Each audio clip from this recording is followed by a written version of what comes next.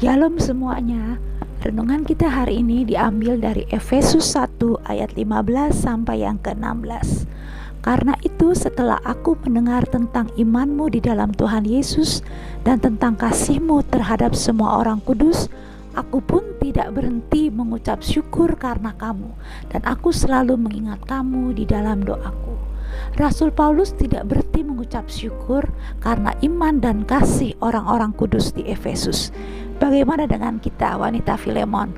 Bagaimana respons orang-orang di sekitar kita yang bersentuhan dengan kita? Apakah suami kita tidak berhenti mengucap syukur karena kita sudah menjadi istri yang tunduk dan penolong buat suami?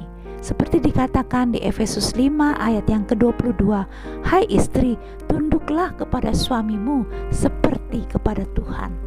Apakah anak-anak kita tidak berhenti mengucap syukur karena kita menjadi ibu yang sabar, lemah lembut, penuh kasih dan hikmat di dalam mendidik dan mengasuh anak, khususnya di saat pandemi ini, di mana kita sebagai ibu juga harus mengajar anak-anak belajar online di rumah.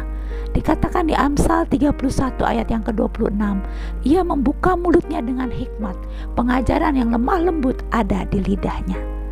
Apakah mertua kita tidak berhenti mengucap syukur karena kita adalah menantu yang peduli, penuh kasih, perhatian dan menaruh hormat kepada mertua, seperti yang dilakukan Ruth kepada mertuanya Naomi?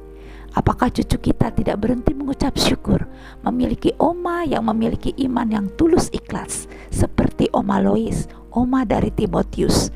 Di 2 Timotius 1 ayat yang ke-5 dikatakan, sebab aku teringat akan imanmu yang tulus ikhlas, yaitu iman yang pertama-tama hidup di dalam nenekmu Lois dan di dalam ibumu Yunike, dan aku yakin hidup juga di dalam dirimu.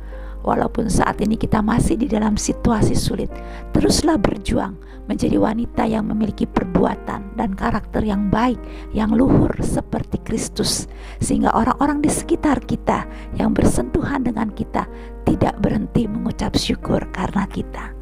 Perbuatan baik kita sesuai kehendak Bapa di surga tidak hanya membuat orang-orang mengucap syukur, tetapi juga membawa kita masuk ke dalam kerajaan surga.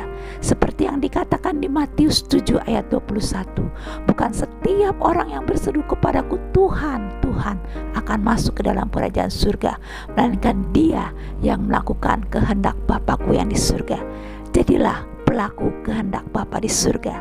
Tuhan Yesus memberkati. Amin.